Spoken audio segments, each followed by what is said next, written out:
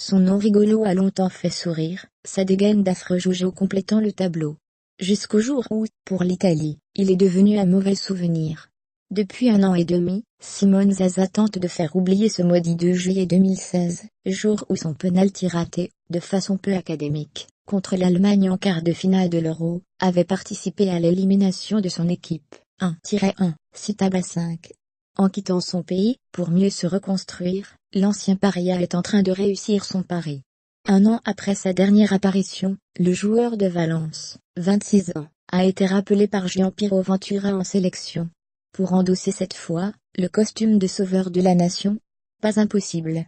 Selon la presse italienne, il pouvait briguer une place titulaire, ce vendredi, 20h45, à Solna face à la Suède, en barrage aller de qualification à la Coupe du Monde 2018. Touché au genou gauche, jeudi à l'entraînement, il est incertain pour la rencontre. Avant d'en arriver là, Zaza a dû se faire une place. Quel qu'en soit le prix, lancé à 17 ans en Serie A avec l'Atalanta Bergame, son club formateur, le puissant attaquant, 1,86 m, 84 kg, montre très vite des qualités physiques et techniques.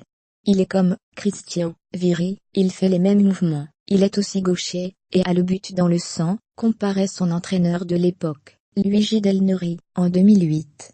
Capable de résister aux grosses charges des défenseurs adverses, tout comme de marquer une reprise de volée spectaculaire à la Van Basten, à l'image de celle réussie contre Cagliari, en 2014, Zaza met pourtant longtemps à s'imposer sur les pelouses transalpines. Moquerie et mauvais choix.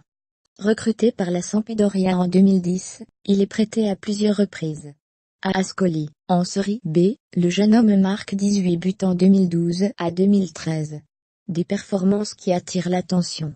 Il se dit alors que le PSG, et ses nouveaux propriétaires qatariens s'intéresseraient à lui. Leonardo, en poste comme directeur sportif, ne confirmera jamais la rumeur. L'été suivant, Zaza signe à Sassuolo. Chez le promu, il s'épanouit et progresse, au point d'être convoqué pour la première fois, avec la nationale en août 2014, par Antonio Conte. 1 an plus tard, la Juventus lâche 18 millions d'euros pour s'attacher ses services. Mais rien ne va se passer comme prévu. En concurrence avec Gonzalo Higuaín, il y joue peu la première saison. Après la mésaventure de l'Euro, Zaza, qui était aussi convoité par l'OM, s'exile en Angleterre. À West Ham, il ne dispute que 8 matchs de Premier League, sans marquer une seule fois. Son prêt est écourté durant l'hiver.